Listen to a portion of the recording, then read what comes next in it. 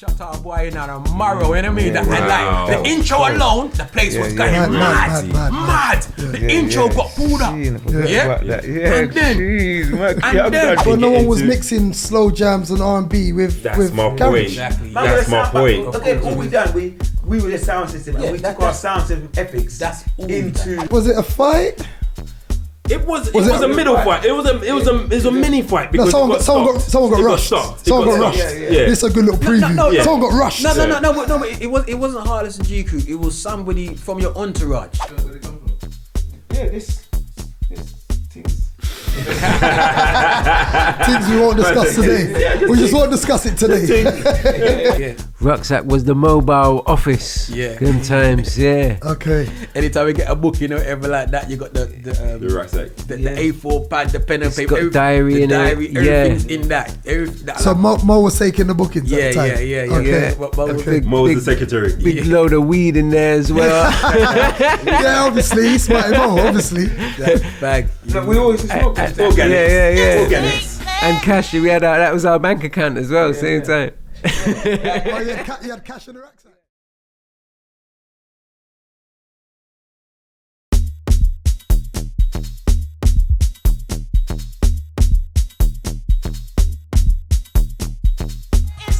Cash, we had that was our bank account as well, same time. You had cash in the rucksack. Yeah, literally, you know what? In them days, it sounds so stupid. Yeah. We used to buy like a key of weed, and we used to always walk with $3,000 cash. You understand? Our thing was, and this is back in the day, but it's stupid now. But our thing was like, we'd never ever have be able to run out of money. You understand? We always got enough money on us, and we'll go different cities, buy a bare trainers or. So when you was getting wages, did you lot split it or did you lot kind of throw it back into the business? Yeah, we had one account, innit? Yeah, we never split our wages. That's good, you know. From the Chimes days. Yeah, that's how we started it. From the Chimes days, we never split our wages. You get basically. By the time the tax man was coming to find us, but we had about $40,000 cash in the yard. Whoa. Clean. Yeah, we got pictures of it still. You get me on Polaroid. You get basically. But by that time, then we popped up on the radar. You get me, got a letter through my door. I'm thinking, raw. How do people know that we're making money? But they got their ways in it, basically. Yeah. So from then time we had to start. We had shoebox money originally. I remember when we went to the bank to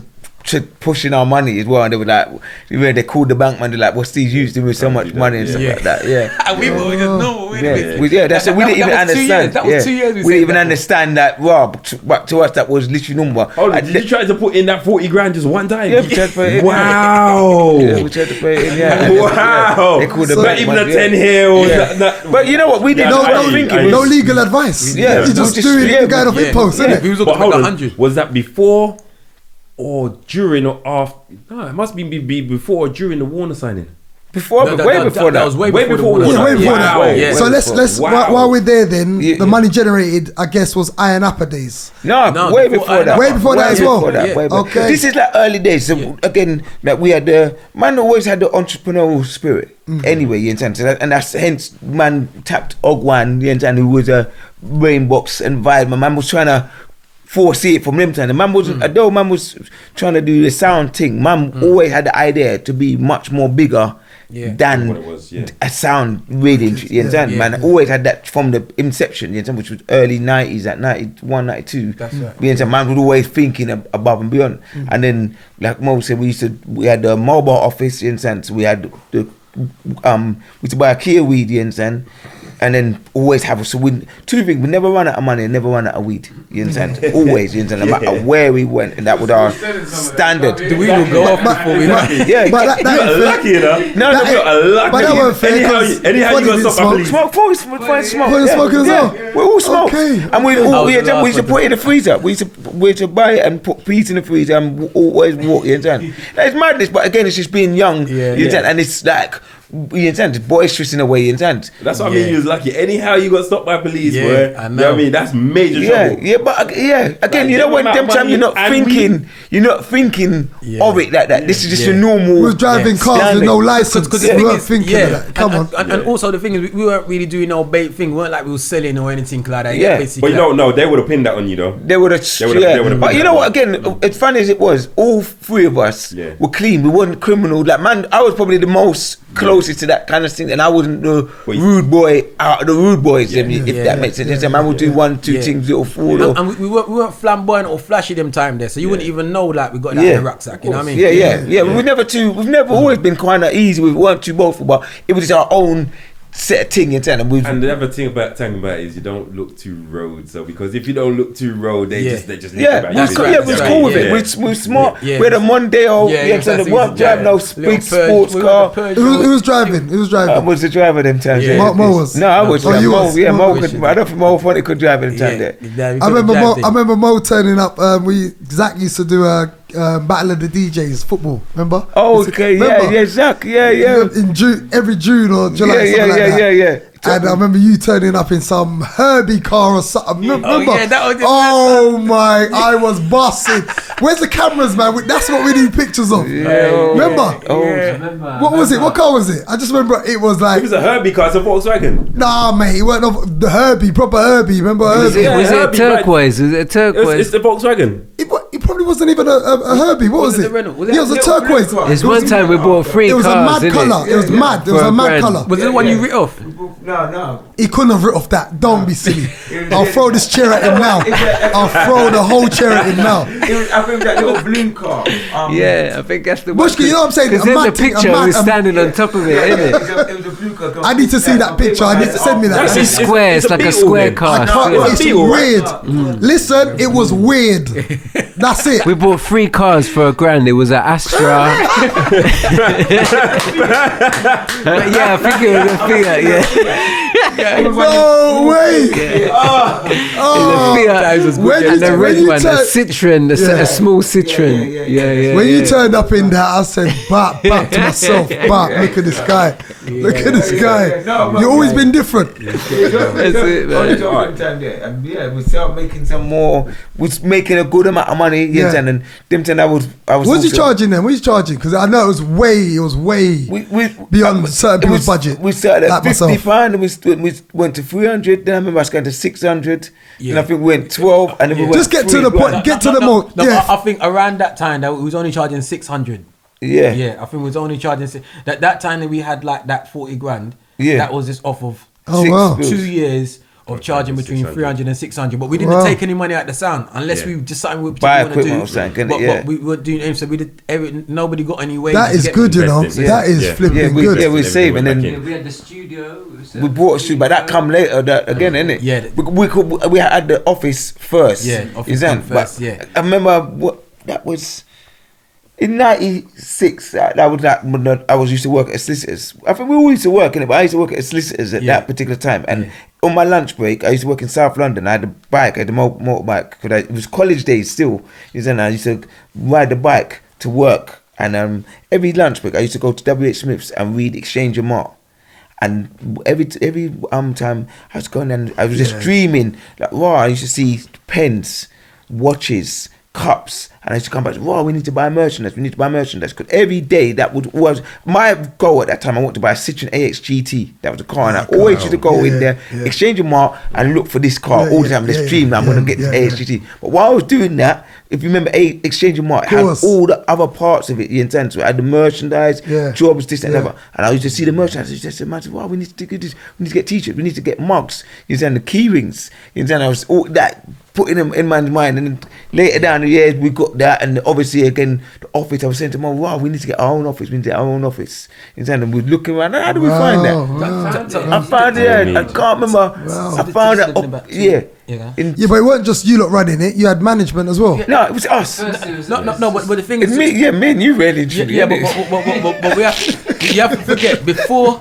Because I'll tell you why it was them two. In fact, I'll tell you why it was them two in a second. But before we had that office, remember, I big up Swifty again. We had an office in Brick Lane with Swifty. That's right. I don't remember in 1999, and that was an office and a studio. You know what I mean? And that was actually that was like Brick Lane before Brick Lane was even like this. My man was ahead of the time. Well ahead. Big up Swifty, man. We had a nice office in Brick Lane, like even now they've still got studios in there where we are getting basically it's a big. It's right in the main place opposite where like Vibe Bar used to be and stuff like that. Okay. Yeah. So we was in there for a little bit of time, but when we kind of parted ways with kind of Mission FM, we also parted ways with Swifty. with Swifty and the rest of them. Yeah. So we didn't have we got a taste of it, you know what I mean, basically, yeah. But I was always quite happy with just doing things like how we're doing, and I said the next stage we should get is a studio, yeah. And then man, yeah, like go Bush, then man, well, this in the Heartless Crew used to always go a vote, yeah. So if 2 man agree, then the other man have to go along with it. Okay. You understand? Still, yeah. Majority decision. Yeah, the majority rules. Yeah. So on this one, Bush is always pushing. He wants to get office. I'm saying, boy, we don't need office right now because I'm not looking at like we're businessmen. So you got 2 in 1, the office and the studio. He wants to be a businessman. You understand? So I'm saying, all right, but let's do the studio first. I'm not against the office, but let's get a studio first. You get me, basically. And then he asked him more. What do you think? You're gonna get the office, well, Mo go inside the Bush, you get me? So I was always reluctant to it, basically, because I'm thinking all these overheads we're gonna be spending, and we don't necessarily need to. We're making money. People are booking us. Now, this money we're going to be paying this person. And it's true. It did actually happen. I'm telling you, like, in the space, as soon as we got the office, I have to say it was good because it gave the look and it gave the whole kind of thing. The professionalism. But the thing is, everything's coming out of our pocket. So we're paying wages for this person to be in the office. We're paying the telephone bill. We're paying the rent, basically. And there weren't no cheap rent. You get basically, it's like a little... Mill me, train estate. You know what? I disagree with that because at that time... Do you know what? It went a bit out of control. It went out because we had a small office, a little one room. That was. Yeah, we how set it up. £100. Yeah. But that's that, and then you got the telephone bill. But it was all that was calm. Yeah. That was all good. And we were making a lot of money as well. Them times there, you could rent a room for £300 a month. So I see what you're saying. No, it was cool. I mean, there was nothing actually wrong with it. It's actually all good. You get me? Actually put us in a good stead because by the time like we was getting ready to get signed, record labels are coming to our office. You know what I'm saying? They're waiting. Bro, we've had the scene. We've had the UK scene come through. Everybody coming in. Yeah. Remember, again, it's groundbreaking, man. Remember, even Mega Man. I remember Mega Man coming. Like I said, Slim Thing, them were all in our office regularly. This is. I used to say it to the man, because phone it was a bit disgruntled. You understand? There was always a bit of like frictional in a way. You understand? I would say, you know what? We was like, I think 19, 20, and we was running big man business. We was making every month grand, like what man were making in a year almost. We're making that in a month. You understand? So the phone bill and all that was absolutely, that was minor. You understand? Like I said, we're rolling around with $3,000 every day. Petty cash. That's our normal petty cash. I remember putting a map of the UK on the wall, and we started putting pins on the cities and before you knew it, the whole map was just pinned up. All the cities, traveling A to Z before Tom Tom. Before Tom Tom, you know. We had our team. Hilton, every city we stayed in is Hilton. So certain time we go Hilton hotel, then there's girls waiting outside because they know we're staying in the Hilton. No matter what city we was going, it was a Hilton. The intent we stayed in there. It's a little thing that the money weren't an issue. And like I'm saying, it weren't. The money was not. Mo will tell you now. But this is what I'm saying. I was not actually saying it was the money was the issue. What I'm actually saying is that I believe that we should get the studio first. Yeah. Okay. That's all I was saying because the music's gonna be thing. And what actually happened is when the man get the office, them man are spending more time in the office than what we could have been spending in the studio. So I was like, you know what? Yeah, you man ain't supposed to be answering no phone. You're doing it because you like doing it, and you like saying, but come and get back in at the studio, and so everybody to their own. So that's basically what's going on. But what actually happened is when man actually did get carried on, we started growing even more. We got more people working. We got one person had to manage the office. We got one person taking the bookings. You get basically, and we got this. You understand? The phone bills. You understand? Like when and then these times here, we actually got signed by the record labels. Well, you know, we're turning already down. Lots of other record labels offering us big money. We're turning them down. You get basically the price is going up and up and up. And so we've got whole heap of money. Even with the money the record label giving us, it's like, okay, that's just bonus money now because we're already good. You understand? So we was like, I remember seeing a bank statement, from September to December, 3 months, and out of the account was 200 and just under 250,000. In 3 months. In 3 months. That's how much we paid, like just for all the overheads, all the things we're doing and everything like that. 250 grand from September to December. I've still got the bank statement, you get me? But the funniest thing is, the money that went in was 10 grand. Okay. So that's when I realized to myself, yes, guys, we are bathing. Yeah. But if we're carrying like this, we ain't going to be bathing for long. The outgoings are going in more than your incoming. But that was only for them 3 months. Obviously, we'd made more in the summer and stuff like that. But for that particular 3 months, we'd only made 10 grand. That's the quietest season. What's 250 grand? What do you think that went on? Well, so this time now we moved up from the bigger office now. But started this. So I'm waiting for that one. That's a lot. I'm just thinking that's a lot of outgoings. I'll tell you from now, the phone bill was minimum $1,000 a month. That was no way, Bush. I don't know, man. No way, Bush. I can't say. But I thought he was looking at the statements. I've got the bank statements. The thing that Bush, he's calling them girls in Miami. I know. He's calling them girls in Miami. Go ahead. Exactly. That grind. The people working in the office, basically, they're getting paid £300 a week for one, £200 a week for another. You understand? And plus, like I said, the phone bill is thing. There's also the rent as well. Yeah. So, and then this is the other thing now. Us, man, obviously, we're generous and we're nice people. Yeah. So when we go shopping, everybody's going shopping. When we go shopping, they lock the shop. The shop gets locked. Yeah, that's nice. It ain't that bad though, man. Don't talk up. Come on. You know it's even in the tunes. You get basically even in literally. Bush is tired. Bush is tired. Go on, man. You know what? He took it to court. He took it to court. He said, Bush says it in his tune. That's a court statement to say you're going to jail now. You going to jail. It's the truth, fam. Because that's exactly what happened. Like literally, man will go in the shop and we don't know the prices. In fact, the shop is so high class, they don't even have their prices on the thing there. Yeah. So we don't even know whether the man are pushing up the price, pushing down the price. All I know is that when we left there, is no less than $5 grand on a normal shop. You get basically. And one particular shop I remember, 15 grand. But it's not even like we got a whole heap of stuff because we like to get our bread. So no way I'm gonna go and buy something. You're coming shopping with us and you're not gonna get something. You're obviously getting a top machine or shirt and a trousers and something to match as well. You're getting an outfit. Yeah, so everyone's gonna get. I told something. You we should have made up with her. I told you as well. You didn't listen to me, fam. I told you. You didn't listen to me, fam. We was entitled to that as well, you know. Yeah, I mean, we were there before all of them entourage, man. I'm gonna see Longers in the gym. I'm telling him I want my money back. All 6'7" of him. Now the office thing, it snowballed. It kind of spiraled out of control still. But in that time, we did still manage to build a studio. And we did still build a studio after the office. So I can't really complain. What in the same complex though, right? Didn't you have an office and a studio in the same? No. Okay, for some reason I thought you did. No, but we had the studio in my yard basically. Okay. Yeah, we schooled at the but music.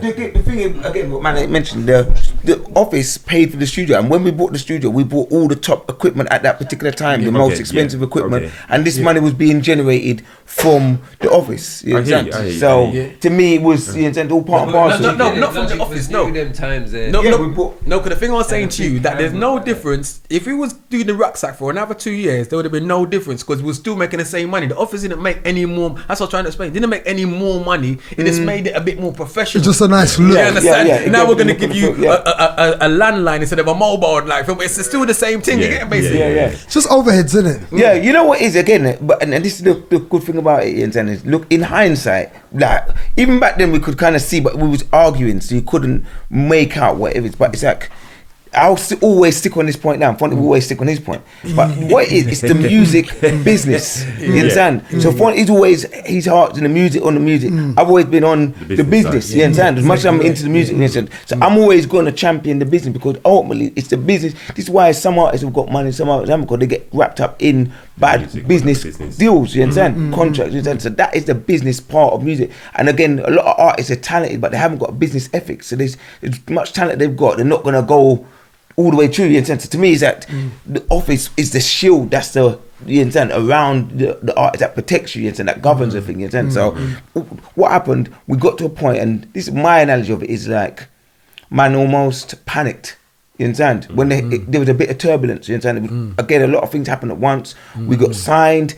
a lot of money came out because of solicitor fees. We had to pay this person, pay that. Yeah, that's also what it was as well. When man saying the 250, it's not 3 months. just office expenses. You understand? It could be. It's a lot of like outgoings, hidden costs that we never saw. Tax for this, that music, money come back. For that. We never. You understand? Well, we got that money then, but then next year we have to get potatoes. So you understand? A lot of things coming up, and then on top of that, around the 2000. That same area was so solid. Garage got a bad name. Guns was involved. So now all the raves got locked up. So we lost about 50k in bookings. Easily. So again, this is affecting our thing. We used to lose that a year. And then on top of that, man, there's still got the internal things like, man saying, like, we're in the office all day. And our policy, we're in the office, then we'll come to the studio at the night time. You understand? But by the time we get to the studio, Fonty's a bit disgruntled because he's been in the studio all day. So he's moaning like, "Why are you man in the office?" But I'm saying, we're making money, we're doing the business. Like this is going, that's going, we're doing our own. You used to cuss. I'm not in the office as well. You get me? You said, "What are you doing, man?" I'm like, "I'm in the studio." Because when we come to the studio, again, you said when we come to the studio, the work ain't getting done. So we're thinking, we're doing the work there. We're coming there. I'm missing the vibes. And Fonty saying, everyone knows when you're in the studio by yourself. Sometimes it's just like. What am I doing now, man? What am I gonna do now? Sometimes you need something to bounce off. You get me? At the time, I realized now. You get me? That was the time for me just to go into my zone. But you get me? But what I was doing was I was more looking at these two and being upset. You get me? Basically, it's like, "Cham, man, why can't we just do this?" We always did the music first, so I was being a bit miserable with myself. You get me? And I realized that now, like, because that is a. It's a trait, you know what I mean? Basically, like, a lot of us grew up like that. If things don't go the way that you want it to go, it's quite easy for you to start getting upset. You know what I mean? And I realized to myself that you lose every time you get upset. You get basically like, because even though things might not look like they're going your way, they're always going your way.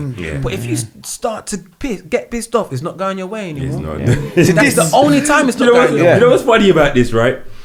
This is such a touchy subject to all three of you. Then in the whole time you lot have been here, this is the one time that all three of you have got so much to say about it. You know what I mean? No, you know what? Everybody got so much to say. Because it's a crucial part. This is, you know, what you're actually getting. You see Mo do this? I got something. No, you know what? This is what you're getting now, and it ain't been on any podcast with all three of us. It's already been said maybe individually, but we've never spoke about it. This is the root of us splitting up. These were seeds or party that was the cracks. You understand? And you got the exclusive here on the statement. The exclusive. You understand? So these. We didn't split up. We didn't split up then, but we. These it was what led to the split up. Led to it. You understand? Do you know? I never heard Mo's side of why of like your explanation on the side of it. So like even in terms of the splitting up, from what we've heard, can we hear some aside from you, just in terms for the viewers, for myself? Basically, your truth on it. Well, I guess it's like what Fonty's saying about going into your feelings and getting upset and expecting things, or, you know, wanting things to be a certain way. Do you know what I mean? I think to a certain degree, an element of ungratefulness still, and not appreciating what you've got. Do you know what I mean? Maybe stepping over the mark a little bit. Which one of them was ungrateful? Which one? I'm joking. You can tell by the voice I'm joking. Go, sorry. Yeah. That's it, basically, in a nutshell. Do you know what I mean? When you made the decision to even do like you signed, get the name registered or whatever it was, what was your thinking process at the time? My process at the time was that we was gonna divide it in 3 equal parts. Do you know what I mean? That was it. But I was so stuck on that that I ended up registering the whole thing to me, thinking that no, unless we do it like this, I'm going to do it like that. I'm going to hold it like this until it goes like that. Do you know what I mean? And I'm sticking to that thing. Eventually I had to concede and say, you know what, Bush, take this thing. This is your thing. You've created this and you've brought me into this. So I can't hold you to ransom over something that's yours. You've brought me in. So yeah, that's been the balance of things. Yeah. And how did you guys come back together again? Before that, FAB. Oh, okay. FAB, you know. Yeah. The logo looked just like the Heartless logo to me. Yeah, man. Again, you know what? This is what man was saying. Is that FAB is. That was a nice moment. Yeah, it was. What I was saying to Mo when me and Mo had a period of disagreeing, basically, and I was saying, listen, it's not the name. I made up the name, but it's not the name. It's what you put into the name. You understand? So, it could have been called anything.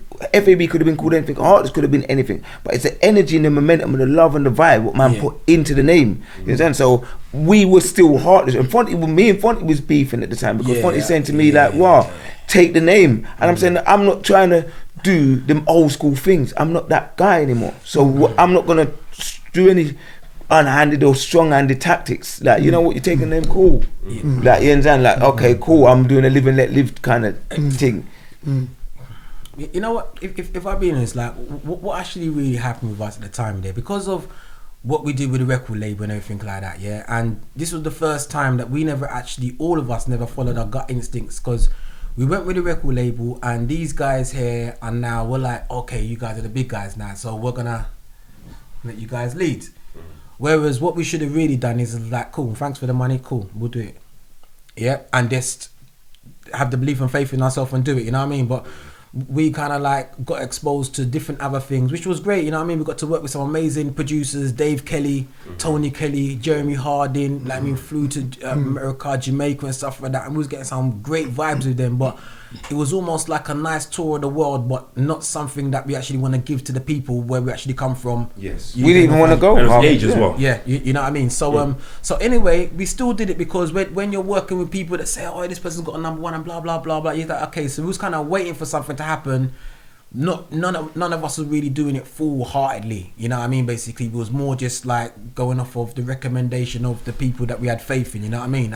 And when the record label all of a sudden is disbanded, the MD went somewhere else, and everybody's record label got sacked, and we just got given back all our stuff and everything like that. We're kind of like, okay, so where do we go from here now? The album that we've got is not really an album that we could actually kind of bring out. It's an album that needs that big funding behind it so we can give the look what they were actually saying. Because if it's an album for us, we just do it like how we gonna do it, you get me? But these kind of songs say, in order for people to understand what we're doing, we're gonna have to have the whole full thing, like what you sold to us in the beginning, to actually think. So nothing really happened with it. So I think what happened with us is that we was all ready to hit the world. Like, yo, you understand? We're itching. You get basically so solid out there, mashing up the places like. Well, after you got done a tour, you went to different countries as well. Yeah, that's I'm saying that. So it's like our story's been untold. So that was always bubbling there. You know what I mean? Basically, and I feel that what happened is just between us. I started getting to a stage of like, okay, cool. What we're gonna do? We're gonna put out some more music. We're gonna do things, and I think that's all it was. You know, between us, we always work off of the vibes. Yeah, you know what I'm saying, basically, and the vibes has always been good. First time ever now, the vibes are not good. And we didn't really know how to get the vibes back because we didn't try to do it in the first place. It was just a feeling, you get me? Yeah. So Mo felt very agitated at the time. He just wanted to just make music. Yeah. You know what I mean? But the way he's going about it is like, I want to make music. You know what I mean? Into Hulk, yeah. So it's like, all right, but who's going to want to work? That's not the energy to really, you know, to come forward with, you get basically. And but he's just like frustrated because it's like, we're fucked about with the record label. The scene's not the same like what it is. These man are all coming. Look all these new artists coming up now. Basically, this has done his thing. Now look at Tiny Tip. Everyone's got like, man's angry. You get him basically. Mo kind of went back to his hip hop roots. Can we look to Mo a bit on this part, like People's Army?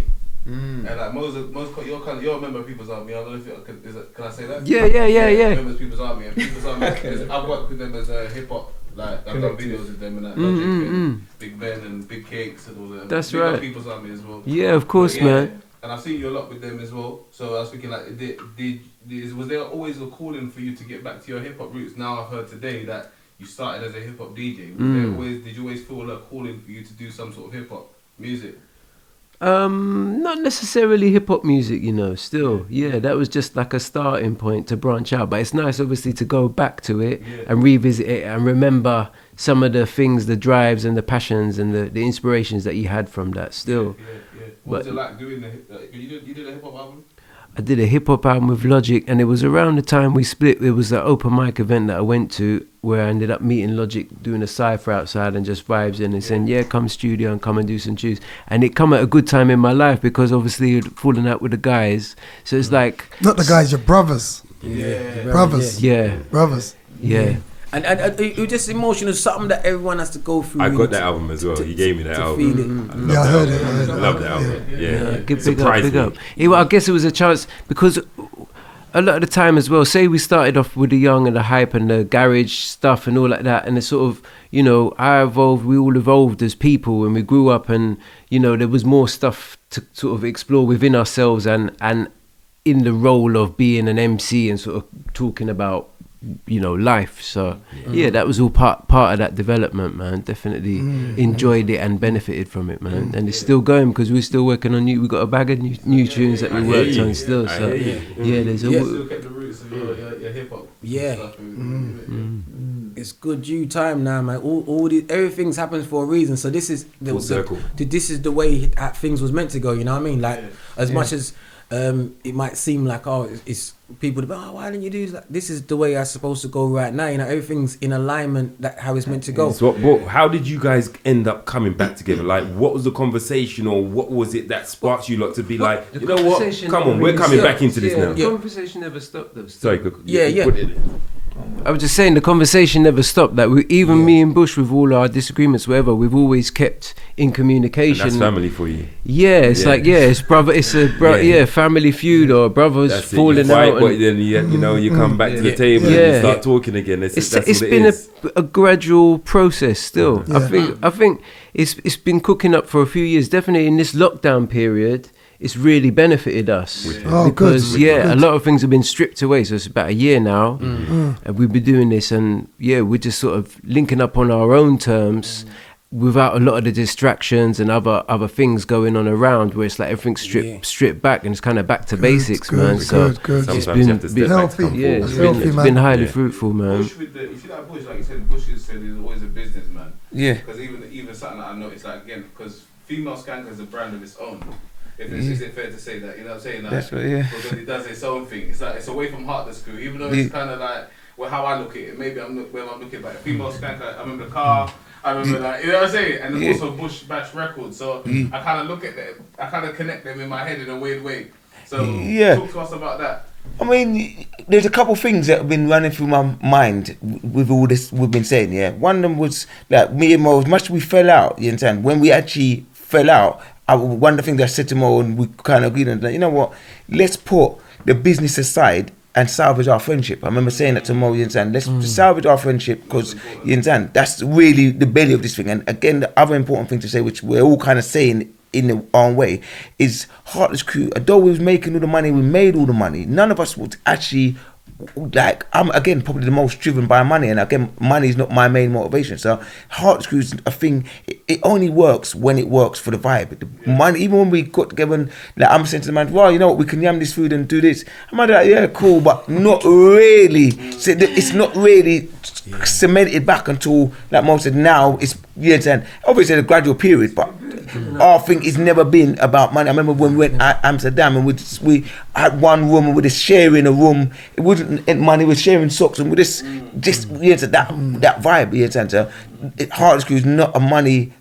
But money it doesn't make this thing work. You understand? It's the love. And then the other thing that was going through my mind as well is it's important to say. Like when I said about the cracks, the early cracks was a division in the music and the business. That was the early crack. And again, like Mo is it slightly on the fence, even in the talk, because we were there prior in a way.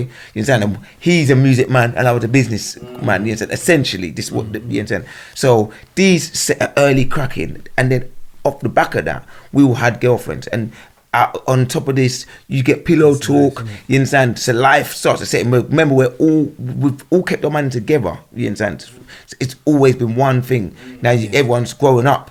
Everyone's a big man on their own now, you understand? To split the money. The money starts to get split, but girl, man, that changes it. That changed the whole thing. So man's girls are coming in and it's like, wow, you don't like my man's girl don't like you. All these things are important things for the people on the podcast to listen. When you've got your bond and your brotherhood, like there's certain things that can't come in to decay that, you understand? Because these are the small things that happen, but over time you wouldn't see it. But it's small little things festering, and then like we're saying, it wasn't the girls doing it. I'm not saying. I'm saying parts of it. Elements, all the elements, all these small elements. Essentially, the essential thing was the original division is the music and the business. I was saying office, Fonty saying music. We got office, and I was saying that the hours was office 9 to 5, studio 5 to whenever. You understand?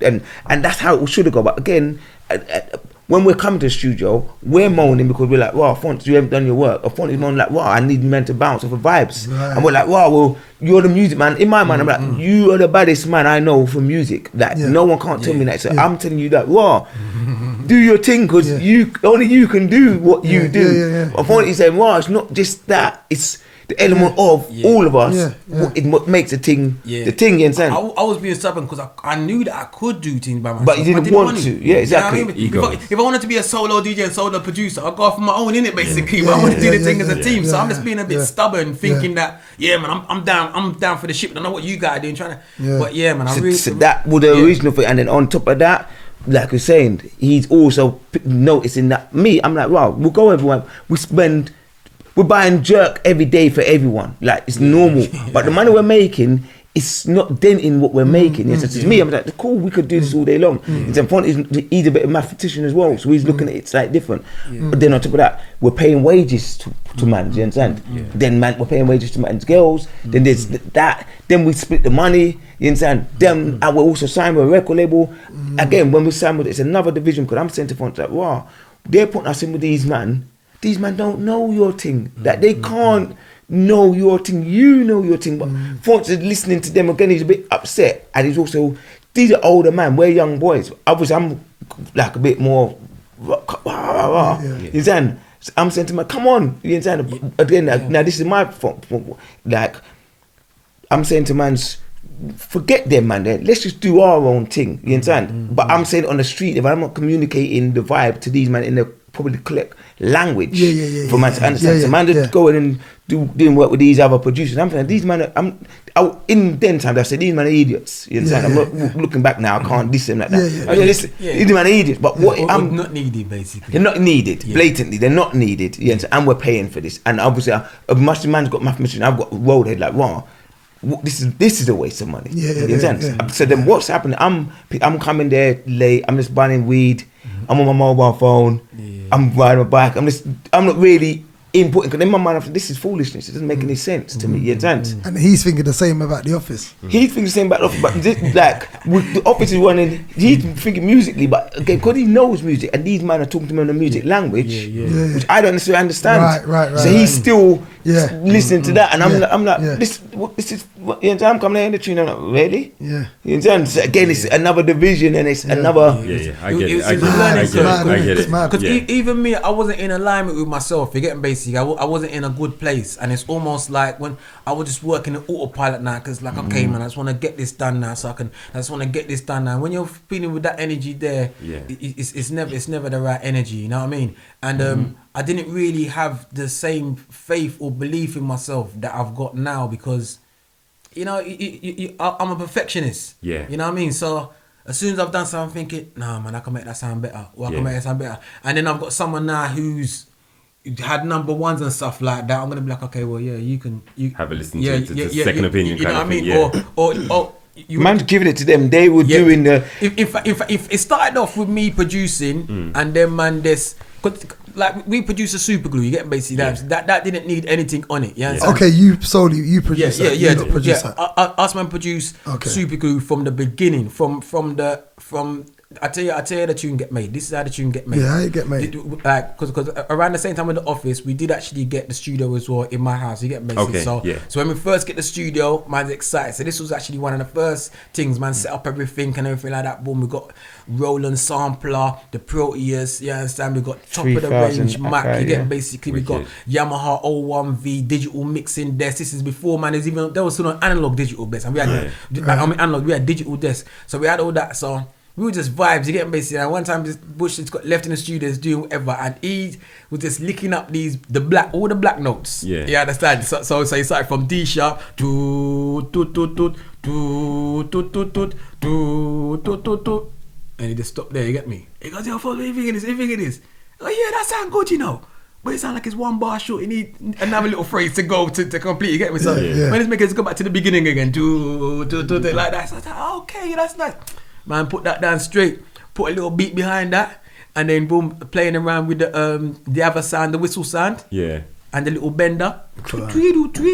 That's what I put in after, and it was a rap. You get me? That beat was there for ages. We didn't even have no lyrics on it. You get me? So we used to play that in the dances like that and peel up dances. Okay. You understand? It kind of reminds me of the setup. I think it's Public Enemy. I think it was. I heard that they used to go in the studio. Everybody go in the different corner, start mashing up. Ping, ping, ping, ping, ping, ping, ping, ping, ping. Hold on.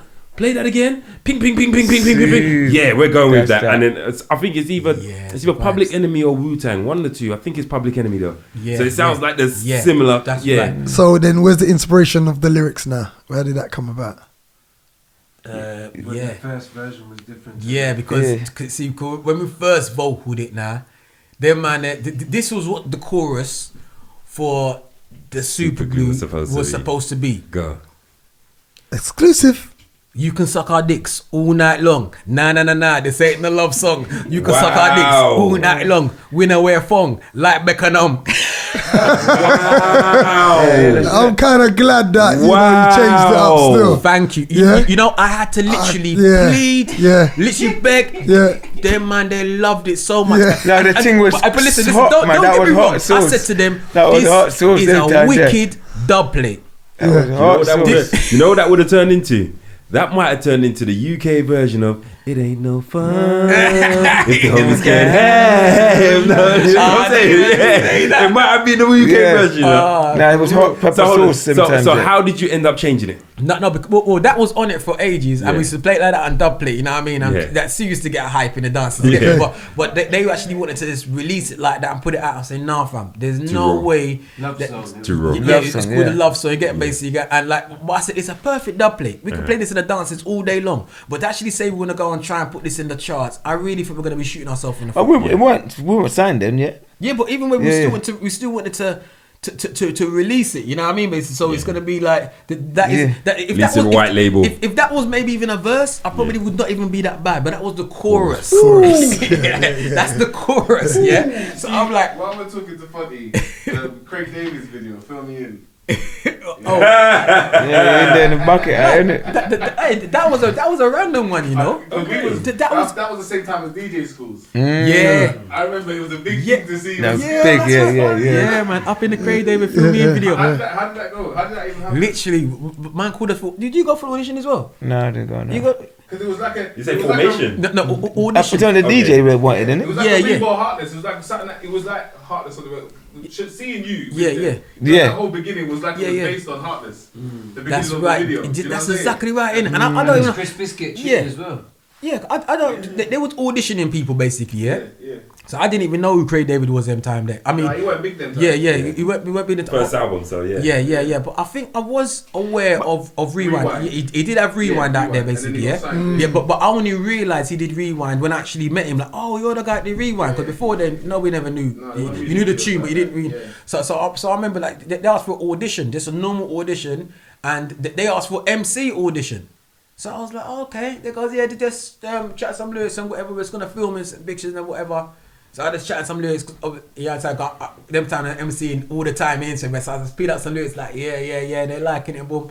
And then there's comments like, we want you for the part, but we want you to DJ in it. And I'm thinking, okay, how did you know I DJ? Because I didn't DJ in audition. I MC'd in the audition. You get me? And then when I come there now, that's when I realised it's Craig David. So then I quickly just found out, okay, Craig David. And I thought, we done Rewind, yeah?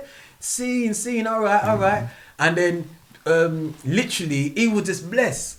And this is what I clock now. He knew man from them times, but he was playing it cool. He was playing it smooth because he knew that really, if I was to actually go the proper levels to get you, man, you're gonna have to pay it and whatever. But I was just more trying to venture out into a little acting to myself. I can't remember who told me there was an someone. That's what I'm saying. Someone give it to you. I remember that. Told me, one for this, like just so one off. So I just thought, okay, let me just go down there. I didn't think I was even gonna get it, but I thought, I've never done an audition before. Let me go and do it. That'll be a laugh. You get me? And they gave me the thing, and then literally that was it. Man, we're just in the video, and it goes, just do your thing. I was like, okay. And then when I see the setup now, like, Yeah, man, they could have got the man them in there as well, though, you know. I could see them kind of cutting corners there, you get me? But I was already happy to be there anyway, so I ain't even bother with it anyway. Can we touch on Antigua, please? D-Jam. Can we touch on D-Jam, please? Everybody going Antigua. Everybody going Antigua. But everybody, that's bad. I got a dub player. So remember, you cut a dub for me, Antigua, but I didn't even get to play it, man. Vex. Oh, for Antigua, yeah? You don't remember it? You in Frisco? Went over to the studio in Bow. You don't remember? Yeah, we did a tune for his mixtape, innit? Yeah. I do remember that. Big dub. I'll send it to you. I'll make you hear it again. That's big. Yeah. So Antigua. We didn't finish the Page Go story, but. We didn't even finish. We got enough of that. So solid, but we didn't need these lots point of view from that day. But we don't have to do it if you don't want to. Yeah, no, I think we got enough on that. We got them from both sides. So, let's finish it up quickly because remember we said the Dagz got locked off, innit? When we was in Birmingham the day before. You can edit in then. Yeah. Edit in. Either way, the viewers are just part of the conversation. It's not an interview. Cool. Yeah, we don't do edits on there anyway. Cool. No problem. If we can't just have Max on side and not hear these on side. All right. Okay. Yeah. That's all right. So let's start then. Birmingham is you can't get in. The dance is ran. Can't get in. There's a fight. It's kicked off. Gunshots. We got locked off. We didn't even get in the car. Locked off. Drive back. I remember just driving up. It was jam. Like imagine like the club might be just at the top of the road. Yeah. We're seeing people from here. People. We ain't even got to the club yet. They're in the queue. That's how jam it is. There's people that can't even get into the queue. It's so jammed. People are in the road. It was a madness. I'm thinking, we ain't even got to the club to even park up or nothing. By the time we're actually even getting near to the club, gunshots and the thing got locked off. So that was the whole hype. Everyone was looking forward to see who's going to win the clash. We was coming there to murder, and it never happened. So just by chance, this was the next booking. We didn't even know Page Go was there. You know what I mean? We had a booking for Destinies. You know what I'm saying? We're going there. Now, people will know, Heartless Crew will know us. Sometimes we run a little bit late. Yeah, you know what I mean? It's all good because we always make up with the overtime. So, you know what I'm saying? Don't say nothing at all. Okay. Yeah, so we might have been probably about 5 minutes late. But the reason why I was late for this one is because they wasn't letting people in. It was so jammed. It reached capacity. So they were saying 1 in, 1 out. And what used to happen is, that used to happen a lot at our events, yeah? And then when we used to come, because they're only letting 1 in, 1 out, people just say, no, well, how can you let Heartless Crew in if you're not 1 in? So they're basically saying, if Heartless Crew going in, we're going in. So a lot of the time, the doors used to get rushed and all that kind of thing there when we used to go in the club. You get me? Because they're not standing there after they know now they're going to be going and playing in a minute. Now I'm not staying out anymore. That's when the doors usually get rushed. So this was a similar kind of thing which happened this time. Do you understand? So everyone's pushing. They couldn't get in. They're stopping us from getting in. We couldn't get in. We're already late. We want to get onto the. You understand? As we're going in again, who was the first one? Did I squeeze through first? Was you squeeze first? Okay, so Bush got through first on this one. And so you must have heard all the different, like, these man, they was taking it a step further than So Solid. You understand? One step further. Like, So Solid calling up our name and saying little gimmick cheapy things, but I think these men were actually going. Yeah, they're saying same things. There was like little innuendo, but again, if you listen back to tape, it's all on there. You can actually hear it. They're saying like say, well, where's the next sound? You know, we're gonna yam their money if they don't. Next sound don't turn up. They're saying little things throughout. If you go back and listen to spicy, it, you can actually like that's like Woolly Butter. You obviously know it's us next, and you know what I mean. You can be nice about it. Them man were just being. But then obviously it's beef, it's hype. It's brewing anyway. And obviously these men are they want the top spot. They're number 2 to us. It's this rivalry there, so they want to be number 1, so to speak. So I remember that I was in there by myself for a good little period of time, and I'm hearing certain little things. I'm thinking to myself, "No, you men are taking a piss for." What do you mean? I was in the rave by myself, but these are still outside. Remember, when I've got there, I've squeezed in. Okay, and they said, "Well, I've got in, but I'm in there by myself." So that's what it sounds like on the tape. Because what I'm saying to Maxwell as well, like for us, we will never ever see that moment. All we can do is visualize it and pretend. So was it Ram? He said he went Ram. Max said he went Ram. Max, I'm on to you. I'm on to you. Are you talking about Destinies now? Destinies what? Was Destinies Ram? Destinies was Ram. Okay. I'm on to you, Max. I'm on to you, Max. You can hear how many people are shouting. Destiny is so. Yeah, but it was the people at the front with Heartless Crew t-shirts on. No. But could they make so much noise? Listen to the it's tape. impossible. That's not like 10 or 15 people, man. That's what I'm saying. For us, it sounds like it's Ram, and it sounds like you was on the Rude Boy thing. Because them man must have selective memory. They just blocked out certain things. The dancers ram. The dancers so ram. We couldn't even get in. I was fighting to get. I remember I had my record box up like that, basically squeezing through. I had to literally be barging, man, to get through. By the time I got in, Bush was already on the mic. Okay. That's no, but forget. You're skipping. So yes, watching. I'm watching. Because we want to get to the point where you say, "Hold on," and I'm watching. I'm in my feelings now because these men are up there and they're running up there, you understand, with their little innuendos. I'm thinking to myself, "Wow, these men hurry up and coming." Because I've been in it for a good little while. You understand? So I'm hearing everything to the point I'm getting too angry now. You understand? But there's a bag of man, Bush, like in our head again. There's a bag of man. Again, you know, man's like you know when you're angry, you ain't really clocking. I'm just like, wow, I'm on my job, you understand? Like, wow, I'm not having this, you understand? So now, I think like everyone, they're wary of him. You understand? Because it's like the way I'm at. Yeah, because it's mad. Is where like you know, if you just see someone that's like swinging like a machete or something like that, you understand? You know, you're gonna stand back. You understand? Of course. That's what Bush is like. You understand? When you just see him come, you have to be aware of him. Like rotted, man, really like you understand? Man, just jump up on the stage like that, you know, because obviously they're calling us, expecting us to come round the normal way. Man just jumped up on the stage. I know. So what's happened? Max said, in Max's words, he passed you the mic on a friendly thing. That's what he said, but it ain't nothing friendly. I ain't on nothing friendly at this time because you've been all through the set. You've been calling man out. Not him. Well, again, this is the thing. Cause me and Max are the good brethren. We used to hang out even long before. We doing little business and all that stuff. But and it's a funny thing in a way. He was on no tape. He wasn't actually chatting any lyrics. He was chatting his lyrics and hyping.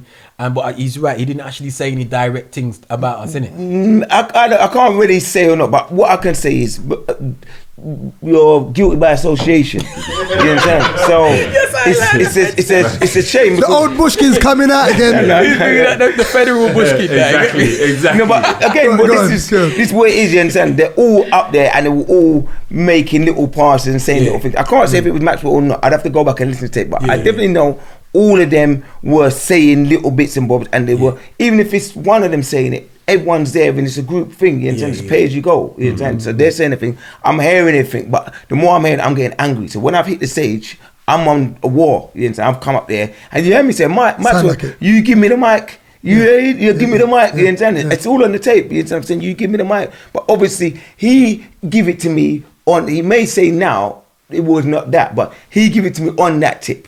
Clash business, you understand? Because there's no reason why I'm up on the stage, you understand? There weren't no R sets coming up, you understand? So there's no reason for me to be up there during your set, you understand? And there's no reason for you to give me the mic unless it's clash business. And though he said, and remember, whatever, he's giving the mic, I've chat my things. He said, Bushkin from and then, exactly. He was prepared. Which they all were, and we was as well. Remember, we were supposed to clash the weekend before. Oh, okay. I think it might have been the night before, fam. Could even been the night before, So they were ready, we were ready, and that's why they were taunting us in the first place. Otherwise, they wouldn't even been taunting us. You understand? They wouldn't. They were egging us on. I've just jumped and said out of impulse, anger, but I'm not clocking. You know, when I'm going on there, we've kicked off with the first little things. These men are coming minutes afterwards. You understand? So it's just kind of worked out by the grace of God in a way. Because literally, he didn't even know that we was in when he jumped on the stage, because as I was literally coming in, I see him just jumping onto the stage then, and that's when I said to myself, Rob, by the time he's talking to the mic, I'm getting extra, trying to get there quick now, because I don't know what's gonna happen. I forget the tune ready to play. You get me? I remember that feat. That was crazy. Because you say hold on, and then it goes like it's tussling for the mic. Yeah, that's right. Because remember, I'm up there with all of them, and it's tension. Some ninja man thing. They're trying to, you understand? It's an intimidating as well when you understand, but man just up there holding. You know, when you're angry, you're not really seeing it, thinking anything. You understand? They tried to bully Armstrong. They tried, of course. It's a strong arm. They tried to bully Armstrong, man, because they went from saying come on, look, we're gonna take him on all the kind of things there tonight. You're not getting off the stage now. You know what I mean? So it's almost like you're saying, come and clash us. You get me? Because there's no need for you to do that. You know what I mean? We ain't said nothing.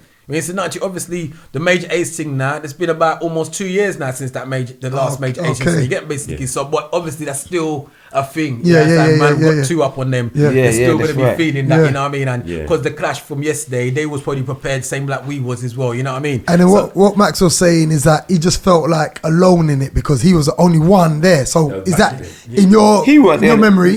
Where were they? Because he was there on his own. No, Gift was up front as well. Okay. Maxwell, Gift, and Major Ace, and Why, they were all there. Yeah, when I hit the stage, it was me and all of them on the stage. If you understand, they were all there on stage. Maxwell, Wiley, God's Gift, and Major Ace. And he did say he felt like he was the only one that was defending it though. Like the man that backed off, and he was the only one that's front and center. That's what he felt like. You know why? Because he had the sound boy. Maxwell. You know what as well? People don't. This is a good point to say in this podcast. Maxwell was the front man for Pay As You Go. Okay. And still, I would even say is. You understand? Maxwell, people don't know Maxwell, you understand? Maxwell, I know Maxwell prior to this road, Maxwell was doing his thing. You understand? Maxwell was about on his job. You understand? We know that, Yes, but people don't necessarily know this about Maxwell. You're gonna think Wiley's the main man, but back then Maxwell was the bigger than all of them. Remember, Maxwell Bus was serious before everyone as well. We spoke about that. Maxwell was the centerpiece. So in what he's saying is quite correct. He was up front defending it. And God's Gift was on it because God's Gift was kind of rude boy business as well. And then Major Ace, I don't think he's more rude boy business, but he was the lyrical man out of them. And Wiley's fourth back, you understand? He's not really. He's got his. Remember why he's saying lyrics calm? He's just on lyrics, you understand? But he ain't on like the war. Like God's Gift, you can hear God's Gift passionate. Bush, I bring on my tribute. Yeah, he's angry. Like his voice is cracking. Like he wants to cry almost. He's in that state of affair. You get me? And Maxwell's trying to regulate, but Maxwell got a bit of the sound boy thing in him as well. You understand? So he's trying to. All right, you want clash? Come, we're gonna clash. But. Yeah, well, really. That was the funniest thing, boy. I just don't understand, like, why the man them chuck it, and then when it comes on top, it just went like that. I just think it was a new experience. Like they've never clashed before. They weren't expecting it to come like that. They were underestimation. Underestimation. Yeah, and the thing is, it ended very quick because I had dubs ready for them. I only got to play intro on one of them. That was it. That was man had things to go in with them, but and that's the frustrating part as a DJ when you can't get involved properly. Like me up this way, and you can't even. It was mad. Yeah, that was crazy, and it's all about. Broke them up. Huh? Was that?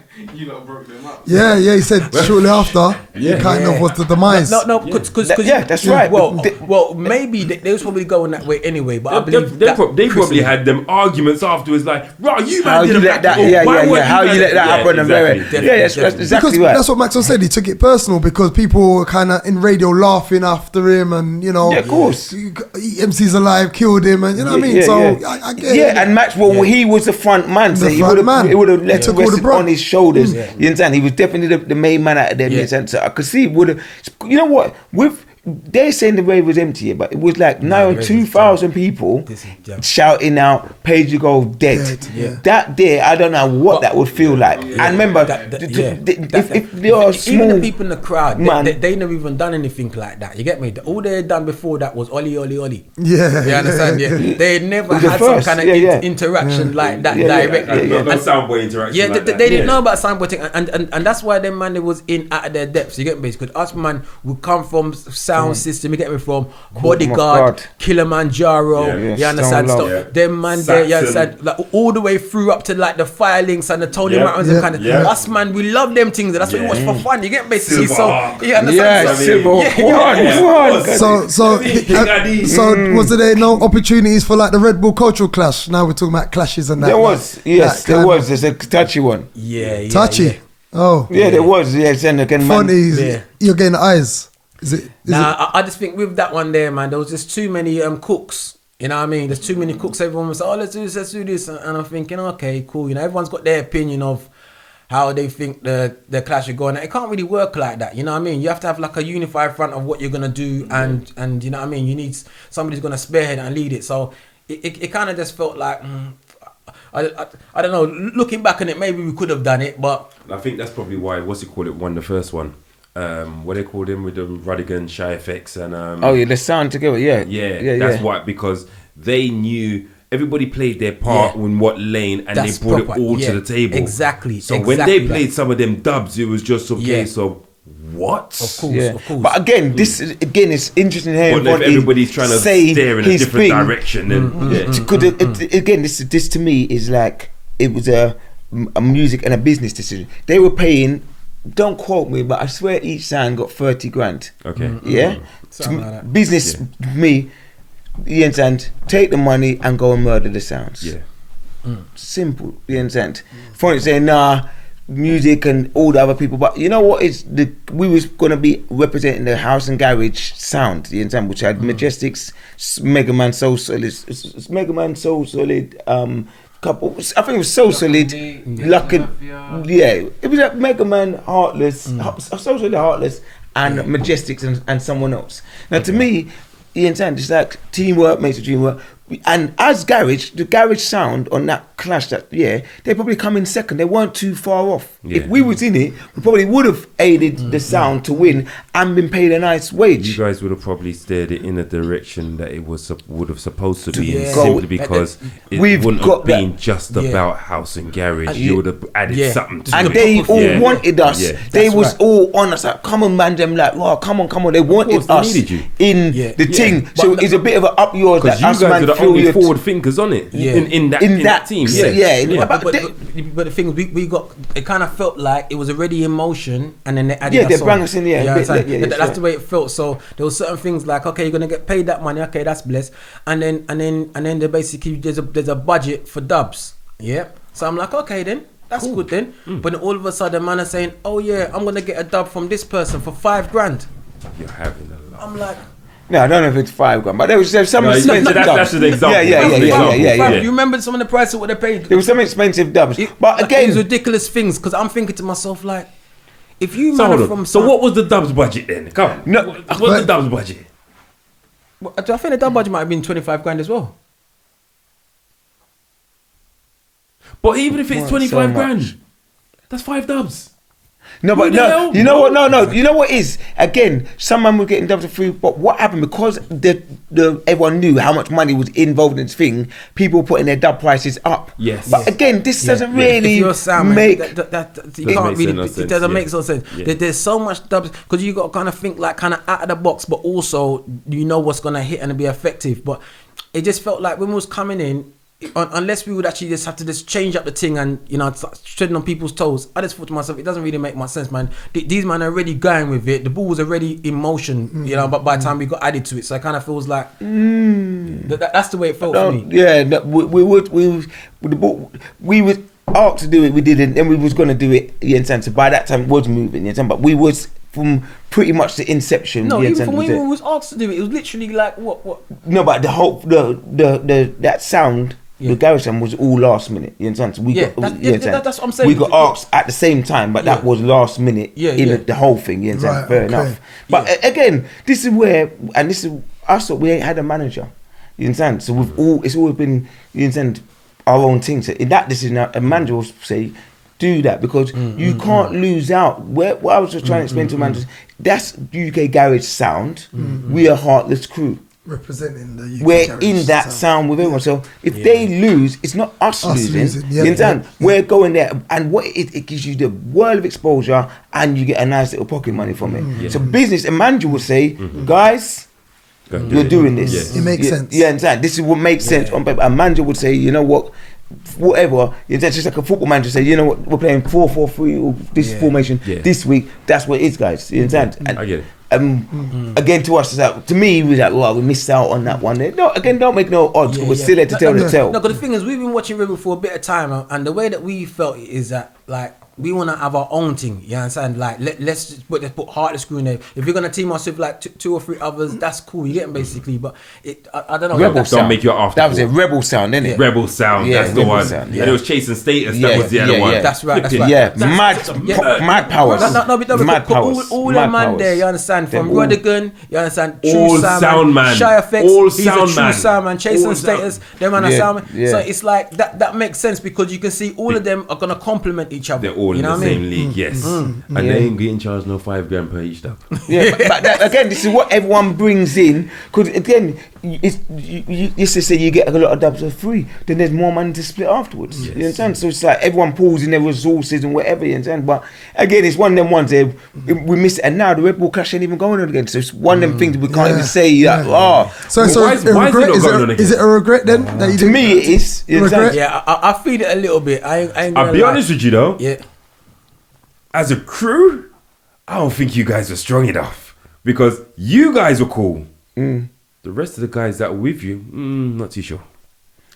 But to me, watching it back, they actually pulled off Majestics. One from Majestics, not some, but he's very creative. And they come with some very creative ideas. And Mega Man is a sound man essentially. Mega Man, yes. You understand? So that UK Garage thing was led by Mega Man and Majestics. They were the two formulated. And they put in a good innings. I can't even knock them. They actually put in a good innings. On the other hand, Eskimo, they were terrible. Yeah. They were all over the place. They run out and doing all them things. I agree with that. I remember that. Even the second one, isn't it? Even the other sound, Wiz Khalifa and them man there, they weren't even all that. Well, I mean, them sound, man. Looking back, I do actually get that little piece now. I think about, especially when I saw the competition of the other people as well. I was like, so hold on, have you guys ever spoken about this before? No. Wow, that's another exclusive. That was a question. That was a great question. There's about four exclusives. And the thing about it is, as long as we've been sitting here, if you guys out there been watching it from start to finish, you might as well say you've just watched Zack Snyder cut of Justice League. And I swear this is better. Look at the preview. So, can we go back to the question about female skanker in the Bush Bash Records? Yeah. Like, can you just give us a bit about what made you want to start female skanker and Bush Bash Records? Again, this is it's two different answers for that. One, and the man would I have to admit this because we're all here together, yeah? When it comes to female skanker, I came to the man's and all our thing was 3 ways as well, you understand? Like, let's always remember this, it was always together. I come to the man and said, you know what, let's do this thing, you understand? I had a female skanker, and I said, everyone come in 3 ways, I'll get, you understand? And it's a bit of equal thing. And Mo said no, and Fonty said no. And 3 months can't go went on. I don't fully remember that. Can you remember that? That cut and dry. Can you remember? I asked man, but again, no. But the thing is, this is what it does ring a bell. Exactly. No. I tell you what, no. Go on first. No, I was gonna say, I remember there being something else there first that man really wanted to talk about. You know what I mean? This is what I remember. There's something else that man wanted to talk about and resolve, and Bush was coming with this. You understand? So man was saying that, boy, man want to talk and sort about this first. So as a sweetener. Okay. But Bush can throw it in as a sweetener. No, I don't know about that. I can't confirm anything like that. No, but one thing I will say, because like back in the day, man was a lot more stubborn. You get basically exactly. if man didn't like something, you know what I mean? Like, and it seems like when you hold on to things as well. Like you hold on to it. Yeah. Scorpion. Okay, you know what? It's a good thing to say this now here because my mum's also a scorpion and my first baby mother's a scorpion, so I know them very well. You understand? Scorpions, and this is nothing to do with the human flesh. A scorpion itself will sting itself and kill itself before it loses a battle. This is what the scorpion does. Oh, my brother, I know about you. So this is just a trait of a scorpion. You understand? So you're gonna kill yourself before you lose. You understand? Cut them on some right the face. Is in a way, yeah, exactly. And in this respect, here, I come to the man's you understand, without any agenda, and said, you know what? Let's do this thing 3 ways. You understand? Over a man's but you're stubborn as well, because you didn't want to do it that way round. You wanted to go your way as well. Gemini. No, but in this 2 sides. 2 different sides. Old Bush, new Bush. In this, you got to remember, it's that I'm coming to the man, Tim. You know that I want to do anything. I want my preferred way of doing it was all 3 of us in female skanker. And the man told me to step down point blank. But funny enough, female skanker put a lot of money in my pockets, but also a lot of money in the man's pockets as well. You understand? So, but really, just like the rucksack. Well, again, it's a rucksack business. It's a 3-way. Why you say no? Funny, why you say no? I'm saying yeah. That's why you say no?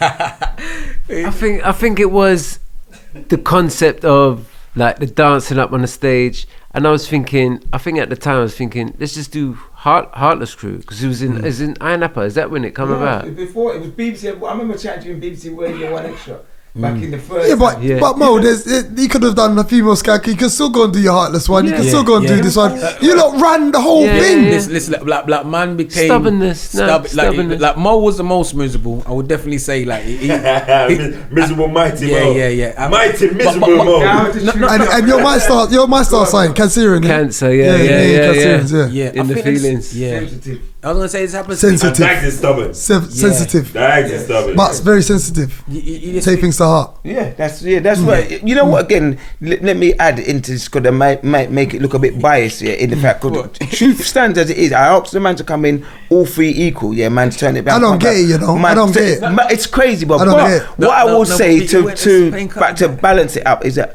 at the time the vibe wasn't a great vibe. Like I said, things had been festering. So there was a little bit of there was cracks already there. But to me, business now couldn't split the business and personal. It was business is becoming personal at the same time. Basically, so man's got a personal thing, and man's looking at me like, "Wow, you're doing this, you're doing that, and where." So man's got a personal thing, and man are not seeing the lucrativeness of what I'm saying. Like, well, you know what? This was the time as well. Let me make it clear as well. This was the time the rave scene had gone down. It wasn't exciting anymore. Every DJ was playing the same thing. Everyone was trying to be the same thing. So my concept of female skank was that, wow, it's an entertainment in a rave. We've got gal dance on stage and freeing up and doing all that. Was it mainly out of London as well, or it started itself. The first one was still playing with for the female skank. No, that's not saying I still booked them, man. The first one I booked Master Steps for, but later down the line, everyone come in. But obviously the way it was split was split like that. So that was that. But they're not money driven anyway, so they'll be like, just pay me my normal wage. They're basically it made everyone. We all ate. Everyone ate anyway. So that was that. And then when it comes to the record label, again, it's always the entrepreneur stuff. Because we did all have a Heartless label at one stage as well. If you can remember, we had Heartless. We had Entertainment. We had Heartless Entertainment. All of these. That's right. You know. That's right. Yeah, we had loads. We had Slim Ting and all that man. Nicky Force, GT, he was blowing up. He was on our agent, Red Sea Agency. House producer that blew up. Naughty. We had Naughty. We had DGP. Static. We had the Heartless records way before them. But again, like sometimes I toy with myself because like I'm Heartless Crew and I'm Bush Squad. It's all one thing. You understand? So sometimes I told myself, but the exact same way man was thinking back then. It's the exact same thought pattern because it is still me, you understand? So it's sometimes I can't even differentiate the one thing, or sometimes I have to say, well, you know what? Let me put energy into this. But you know what? This is what I will say. This is what Bush don't even realize. Like them times there, because he knows the thing what he's saying about the Scorpio, and he knows the things about the emotional thing. The kind of person that Bush is, he ain't really. How do I say this about saying funny? He's not really a comforting person. Okay. You understand? So if he were to see you basically raw yard. You understand? But he's not wearing them, oh come on, you'll be he's not on that, you understand? He'll probably laugh at you if you hurt yourself more than you understand. But it's not because it's not because his heart is bad or anything like that. He just doesn't really see that kind of. He doesn't really see the sense in that kind of empathy of like, oh, you understand? So the thing is, at the time there, I would say me and Mo was both being stubborn and licking our wounds. Yeah. What Bush could have done there, not saying he should have, but what he could have done there, it just be a little bit soft, easier with us. Then he probably would end up getting what he wants. His approach is a bit hardcore. Yeah, his approach was just a bit like, look, what I've got is good. And if you did take away the emotions, look at what he's saying, it is good. So but basically, it's almost like he's being that rogue manager. Yo, Mayu, sign it in. Basically, that's it. Basically, because he's thinking himself, there's no reason for you, man, to be getting whatever. So because he doesn't see any reason as to why you're going to be getting emotional about anything, he's not taking on any emotion. You understand? Okay. And I've actually realized that's actually a really good trait to have. You understand? Because taking on people's emotions is not good. If someone wants to be vexed, let them be vexed. You don't have to be taking on, oh, what have I done to you to make you vexed? Like, you haven't done anything. You understand? Some people just gonna get vexed because they want to get vexed. And it's not our job to be trying to make people happy. You know what I mean? Like, Bush never had to make me happy before in the past, so he doesn't have to try and make me happy now either. And I could see that stubbornness where I was in, that's kind of like what I would have liked. You get me, basically? But then again, that's not the way the world goes. You get me? You don't start soaking, and then people give you what you want. You get what you want because you align with it basically, and you stay in a vibe of it. You get basically not soul through. Your alter ego, salsa. Jeez. Tell them the salsa on the beach, man. Imagine this.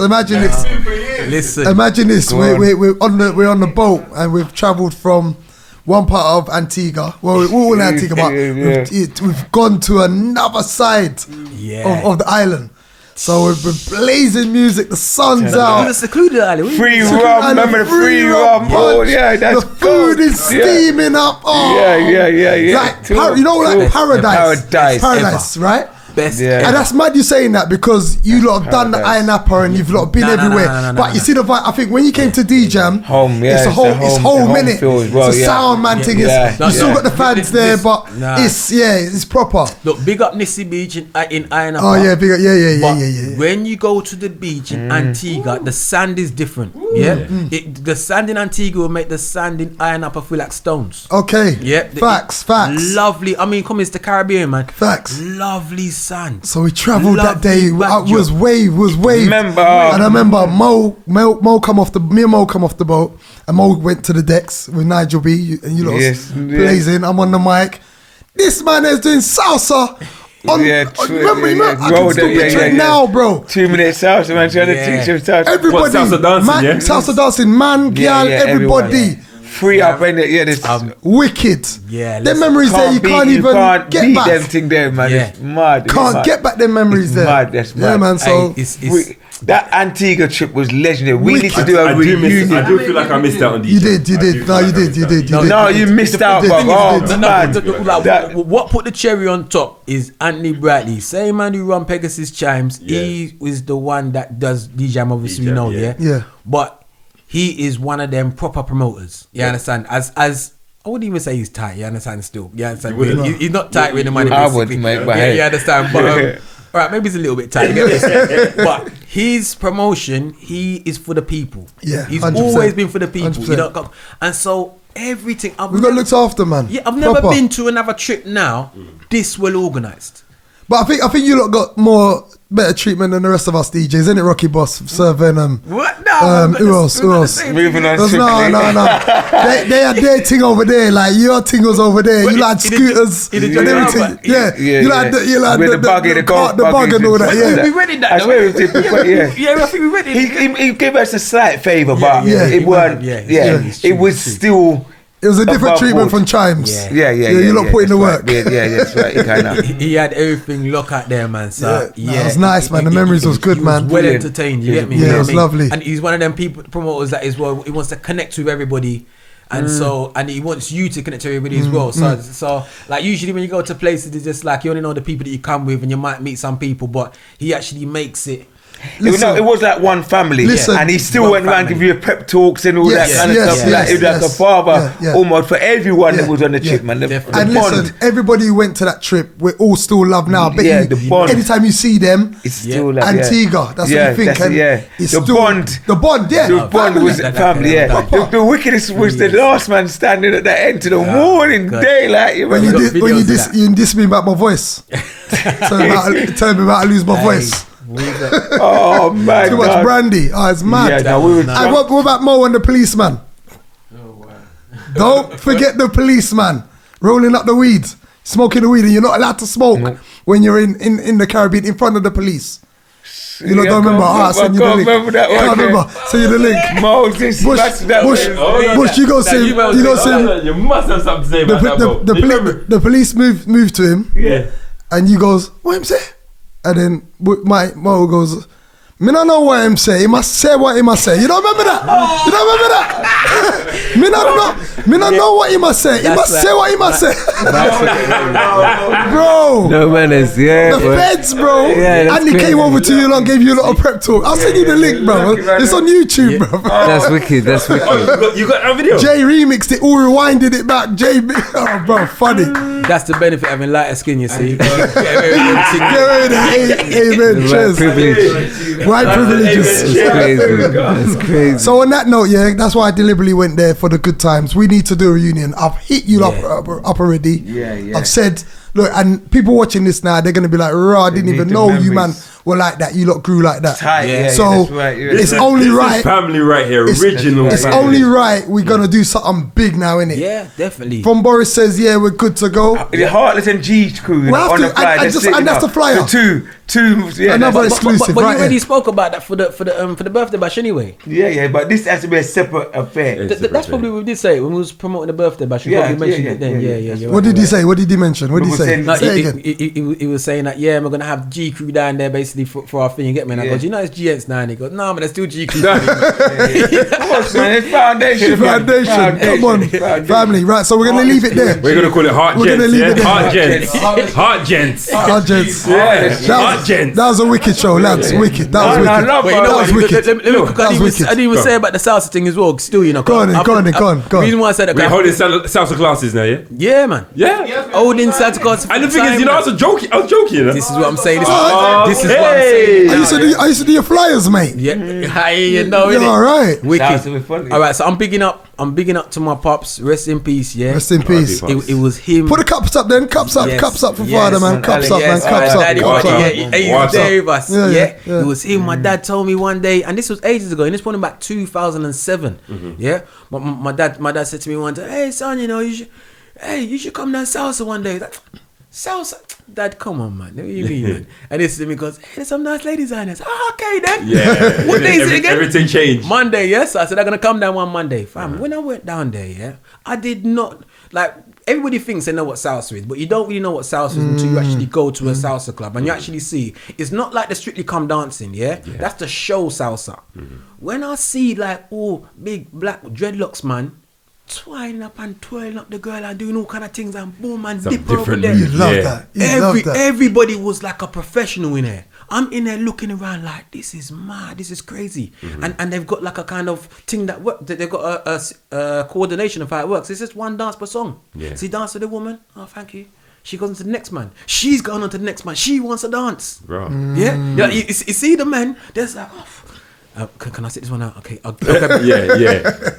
This is the only place you go. The women there ask you to dance. I thought I had to learn this. So they lead. No. The men are leading. I mean, I'm talking about in terms of leading. Is like they lead in who they want to dance with.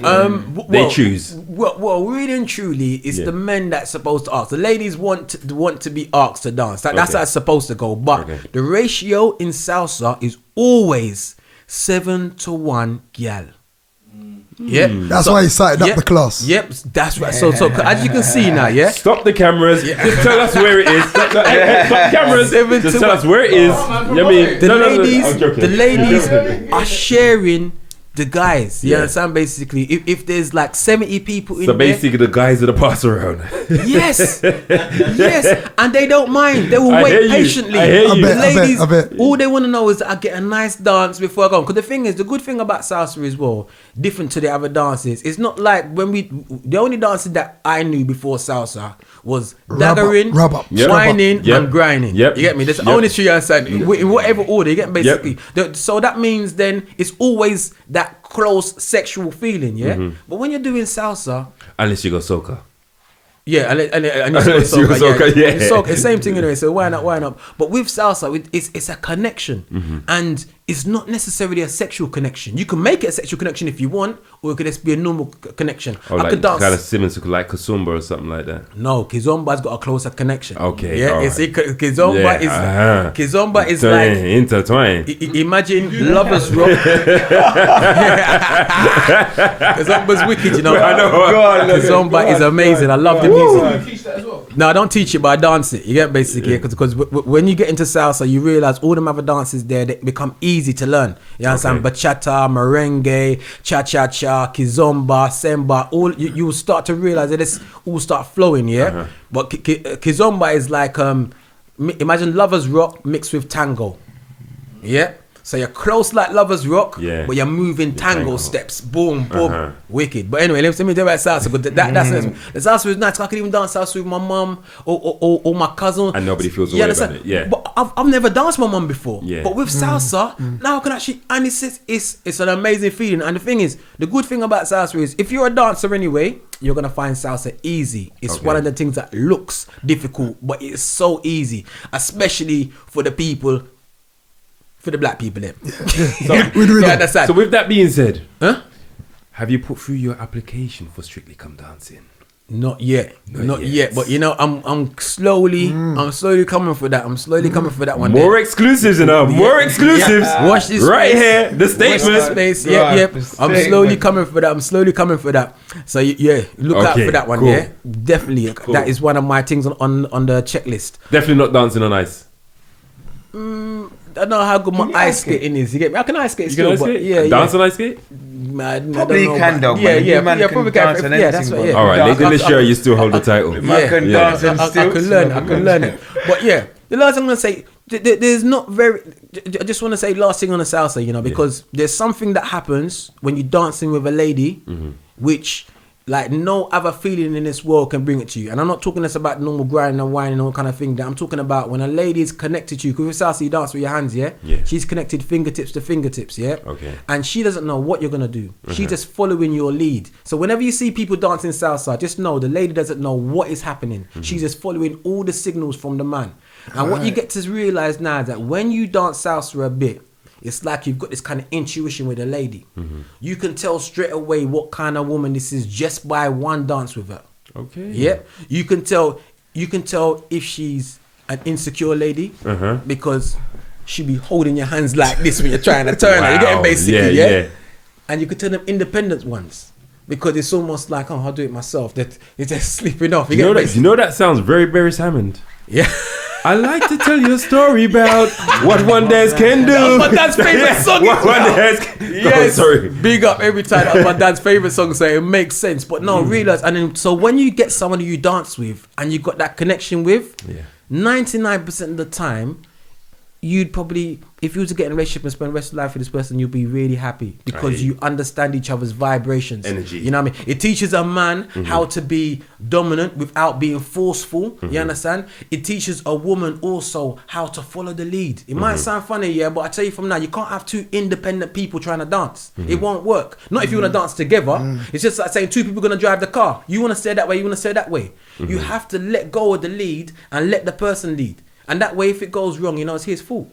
Now, you know the bad thing about what you just said is that after this podcast, you're going to have a lot of people start singing, we need some more girls in there because too many men is going to be rushing to your class, bro. Too many men.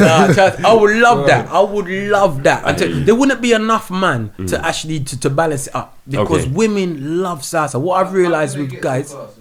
Can they get to your class? Yeah, if you want to get to the class, all right, just check up the Instagram, Salsa with DJ Fonty. Yep, and I'm gonna keep you updated what's going on there. As soon as Boris says he's gonna free up the thing, but I don't believe him yet. Yeah. So when I see the door actually free up, that's when I'm gonna give my date of when the Salsa's starting back up. And I'm also gonna start doing some online things as well. So it's at Salsa with Fonty. Yeah, at Salsa with DJ Fonty. With DJ Fonty. Yeah. Okay. And you'll get the information of what's going, wicked, or what's gonna be happening with there. Because boy, it's mad. So quickly before we do get out of it, because I know we're gonna have to get out of it really soon. Yeah. Right. What is your each one of you? What is your lyric that anytime you're on stage, you know the place is shut down? Your lyric. See, the thing is, I don't even touch my... I know, but when you do, what is your lyric? Boy,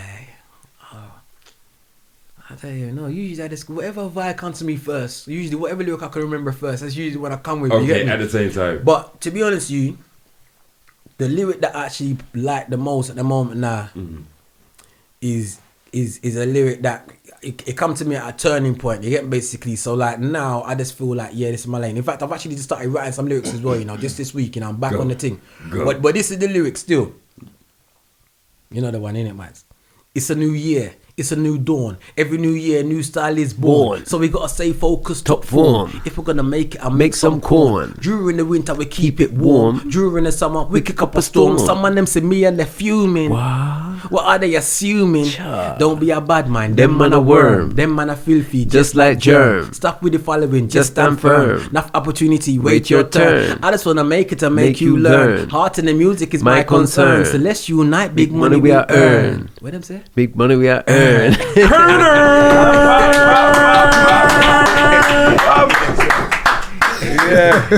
Yeah. Now, yes, your turn, Bushman. Your turn, Bush you be. Bush Bash Records in the building. In the bizzle. Bushkin, that lyric there appeals it. Yeah. Reebok, you understand? I wrote them on the same phrase. You understand? Female skanker. Oh, they're all of them. They're the peelers. You understand? They're the main. I need some energy. Yeah. Ladies. Yeah, man. Yeah, probably they're the main. You know, and EMC's alive. Now. Fonts gave us a new lyric. Have you got a new lyric that you can say is going to be pushed out there real soon to the man them that's going to start kicking up the place? Only for lyrics, but you know what? Furthermore, we're releasing a tune trying to keep them on the radio. No, we're releasing a tune on the 9th of April called Shapo, myself and Sweet Pea. Okay. Yeah, man, let me plug that. Okay. And plug that. Funny set the lyrics. I don't even try to. Funny's the original teacher when it comes to the lyrics. Let me just plug the song. 9th of April, Shapo. Look out for that one. Look out for that. Yeah. All right, wicked. Boom, 9th of April. Yeah, that's a nice tune. Mighty. Why do they call you Mighty? Yeah, I was going to say that one, you know. Yeah. I'll probably say that one. That one still. Yeah. What's the first line of that one? Gallama walk with not. Yes. Okay. But do you know what, Mike? Before I don't know if you're going to chat it, but tell them the story about that one. Yeah, like the story was outside Leisure Lounge or Great? Yeah, so we used to play Leisure Lounge. Yeah. R.I.P. Tony Maidan. Yeah, big up Tony Maidan. I think R.I.P. Tony Maidan. It was after Leisure Lounge, Cream and the Crop. Waiting for Grazing to open the after party. Sitting in the car. Yeah. So like, he was there at the same time. Yeah. It's quiet, innit? The streets are quiet these times. You're in the city, innit? But no banks are open them time there still. And then we see a couple girls walking home, innit? Staggering home still. And one of them is walking with a knock knees. I like to say it. Go on, you gotta say it, man. And that's it. It just rolled off. Gallama walk with knock knee. Gallama talking cockney and yardie and Hindi. Gallama stop and ask me, why did they call you Mighty? Let me wonder like Stevie. Gallama check me like GP. But the thing is, when we took it after that, he just went from the first line was already a killer, you know. Gallama walking knock me. I was killing could you say that, fam? You're taking the piss. From there, you get me, and then it went on to Gallama check me like GP, you know. I thought, nah, stop it. Yeah. So on that note, we gotta wrap it up, man. On that note, Mighty, respect. Bushko, respect. Foggy, respect. Heartless crew, respect, man. One love.